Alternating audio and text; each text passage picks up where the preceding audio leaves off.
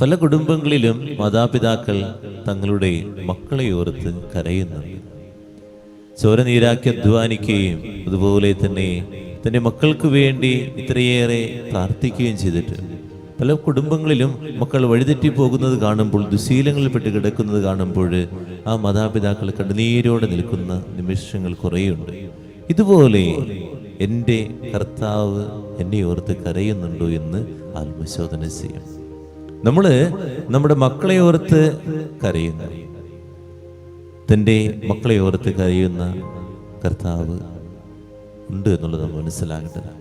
ഇത്രയൊക്കെ കാര്യങ്ങൾ എനിക്ക് ചെയ്തു തന്നിട്ട് ഈ തമ്പുരാന്റെ സന്നിധിയിൽ വന്ന് കുറേയേറെ പ്രാർത്ഥിച്ച് കുറേയേറെ അനുഗ്രഹങ്ങൾ ഞാൻ ചോദിച്ചപ്പോഴൊക്കെ എനിക്ക് വാരിക്കോരി നൽകിയിട്ട് ഞാൻ വീണ്ടും അനുതപിക്കാതെ പഴയ വഴിയിലൂടെ തന്നെ നടക്കുകയാണ്. ഒന്ന് ആത്മശോധന ചെയ്ത് നോക്കണം. എന്നെ ഓർത്ത് എൻ്റെ ദൈവം സങ്കടപ്പെടുന്നുണ്ടോ എന്നുള്ളത്.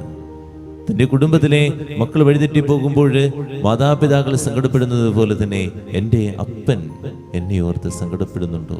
ആ അപ്പൻ്റെ സ്വപ്നമനുസരിച്ചാണോ ഞാൻ നടക്കുന്നത്? അല്ലെങ്കിൽ എൻ്റെ ഇഷ്ടങ്ങളും സ്വാർത്ഥതകളുമാണോ എനിക്ക് ഏറ്റവും പ്രധാനപ്പെട്ടത്?